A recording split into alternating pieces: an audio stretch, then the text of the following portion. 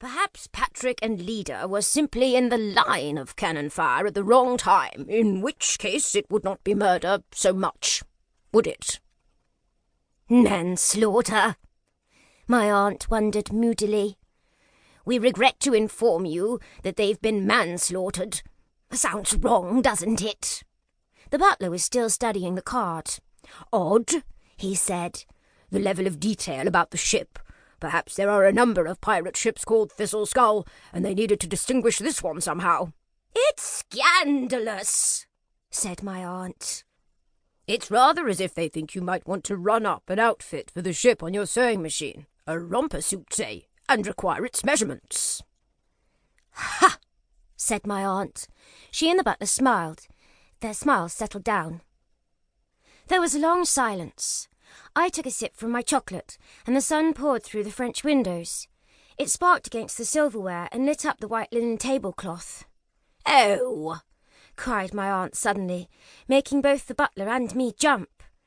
"Oh, they gave me cloudberry tea, and now they're gone." She began to weep noisily. She had been moved, you see, by the gift of the cloudberry tea that my parents had left in my pram, along with me. It was her favourite tea, and they must have remembered this. "It is touches like that," she often told me. "The little thoughtful touches.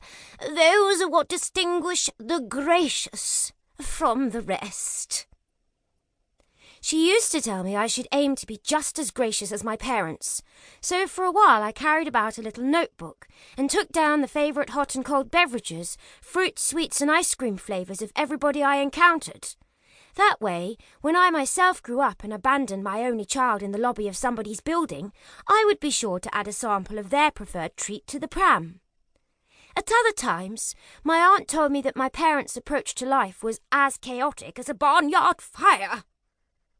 Now, however, we sat at the table in the afternoon sun and listened to Aunt Isabelle sobbing about the deaths of her brother and sister-in-law, and especially about the cloudberry tea. Chapter 2.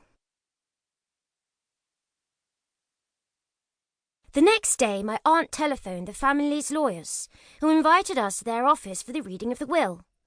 A will is what people leave behind when they die. It's also the name of my dog, only with a capital W. And it's what Aunt Isabelle always told me that I had, only mine, she said, was very strong. "You've a strong will there, haven't you, Bronte?" She had frequently observed, sometimes irritably, and sometimes with a smile which seemed proud. "Yes," I had always replied, trying to be agreeable. "Yes, I have."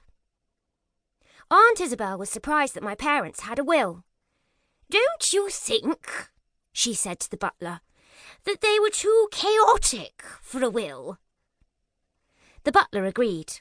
"I'd have thought they'd be more likely to have a won't." Aunt Isabelle and I laughed at that, and the butler looked pleased and laughed too. Then my aunt's laughter stopped suddenly, and she stared out the window at nothing. So the butler and I stopped laughing and stared at the same spot.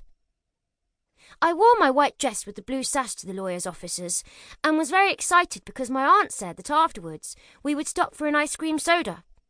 There were 2 lawyers, both men with skin as white and damp as the flesh of an apple.